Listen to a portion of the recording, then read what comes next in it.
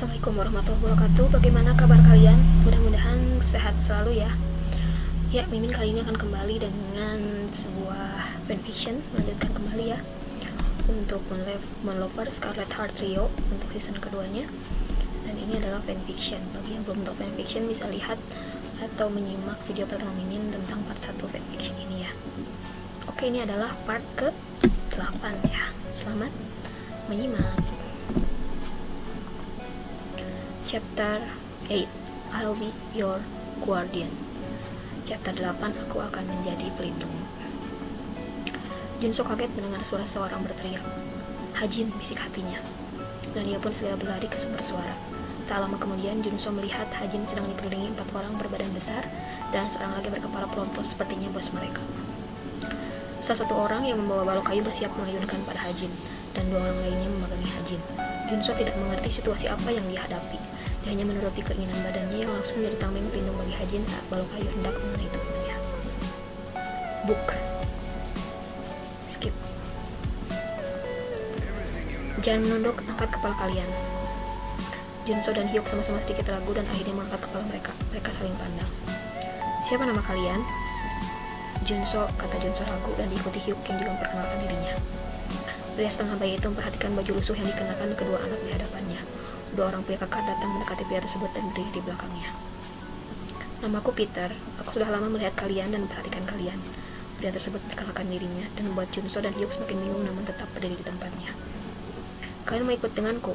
Pria tersebut lalu memberikan sinyal pada kedua pria kekar yang mungkin adalah bodyguardnya untuk mempersilakan mereka masuk ke dalam mobil. Junso dan Hyuk semakin bingung akhirnya mengikuti pria tersebut dan duduk dalam mobil yang cukup mewah.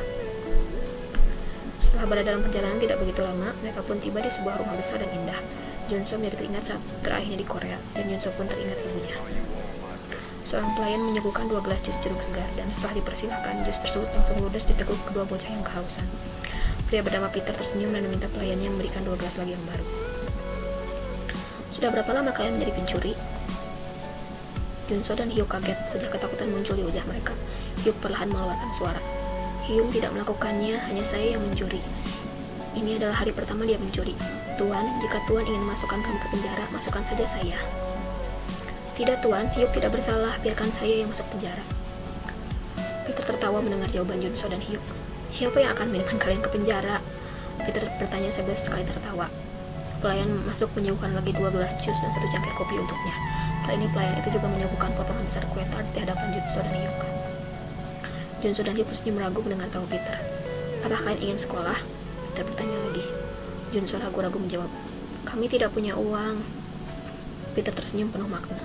Aku terharu dengan kejujuranmu, nak. Kau mungkin pandai mencuri, tapi kau berakhir dengan membalikannya padaku, ujar Peter sambil memandang Junso. Junso tersenyum kikuk. Dan kau juga penyelip besar, kau tidak membiarkan temanmu menanggungnya sendiri. Kau tidak melarikan diri dan ikut datang kepadaku. Tanpa takut apa yang akan kulakukan pada kalian, kata Peter lagi sambil kini memandangi Hyuk. Bersekolahlah, kalian tidak usah memikirkan biaya. Peter lalu beranjak dari tempat duduknya dan memberi instruksi pada asistennya untuk menjelaskan pada kedua anak tersebut. Hari ini makanlah dan beristirahat, besok aku akan bertemu lagi dengan kalian. Peter lalu meninggalkan mereka. Junso dan Hyuk buru-buru berdiri dan menunduk hormat sampai Peter benar-benar menghilang dari pandangan mereka. Tuan Peter adalah seorang dermawan. Dia menggunakan kekuasaan, kekuatan, dan kekayaannya untuk membantu anak-anak terlantar setelah ditinggal meninggal keluarganya. Asisten Peter membuka pembicaraan. Apa yang kulakukan malah mencintai para anak kecil seperti kalian. Namaku Gary. Dari sekarang kalian boleh memanggilku Mr. G.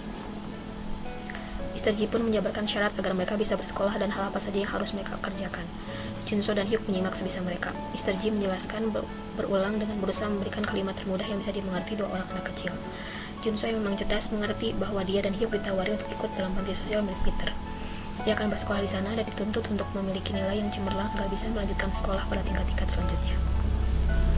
Lalu bagaimana jika nilai kami tidak sesuai dengan harapan Tuan Peter? Tanya Junso. Jika kalian malas atau tidak memenuhi harapan dari Tuan Peter, maka dengan terpaksa yayasan tersebut akan mengganti kalian dengan anak lainnya. Junso terdiam, dia membayangkan kehidupan jalanan yang kejam yang harus dia jalani lagi. Jangan khawatir, kalian dimasukkan ke kelas A saat ini. Jika kalian tidak memenuhi harapan kami, kalian bisa tetap sekolah, tapi akan kami masukkan ke kelas grade B dan seterusnya. Semua anak akan dicoba untuk dimasukkan ke dalam grade A dan akan terus diuji.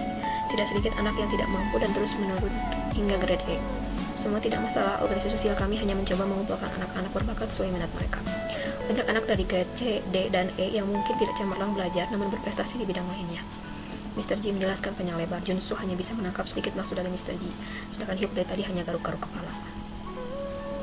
Mr. G menyadari kekeliruannya bicara panjang lebar pada anak-anak di depannya.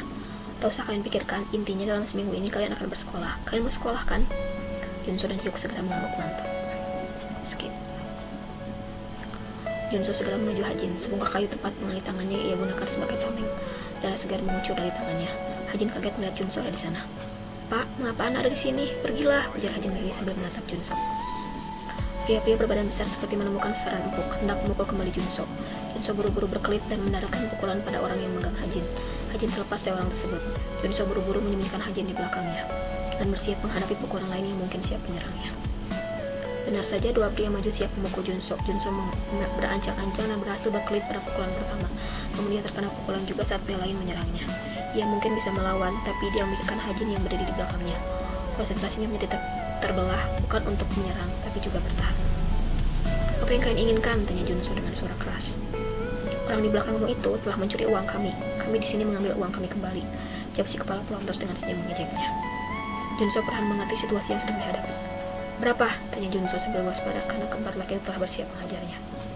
100 juta won, tapi sekarang sudah berubah menjadi 150 juta won. Jawab si kepala pelontos dengan santainya sambil mengorek kupingnya dengan jari kelingking. Akan aku bayar, ujar Junso lagi sambil mengeluarkan dompetnya.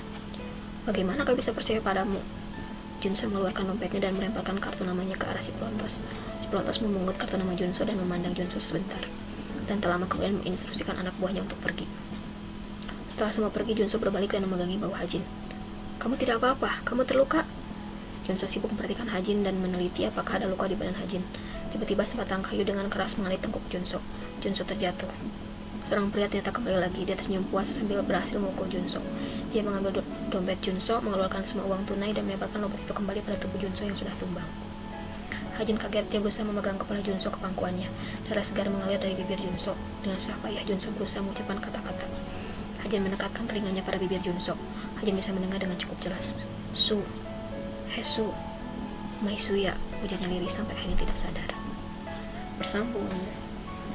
Ya, terima kasih sudah menyimak part 8 ya. Masih ada sisa sekitar 12 chapter lagi buat kalian yang masih menyimak. Gak tahu sih kalau Mimin sampai saat ini belum bisa move on dari drama ini. Jadi walaupun ini ciptaan fanfiction ciptaan Mimin, tapi Mimin masih bisa ngebayangin dan masih suka baper sendiri. Geje banget ya, gak jelas banget. Oke, makasih sudah menyimak ya. Buat kalian yang kurang suka dengan suara Mimin atau suara musik yang mengganggu, boleh kalian di mute aja dan kalian bisa sendiri. Terima sudah menyimak. Saya bertemu di part 9 pekan depan di hari Senin ya. Sampai bertemu. Dadah. Assalamualaikum warahmatullahi wabarakatuh.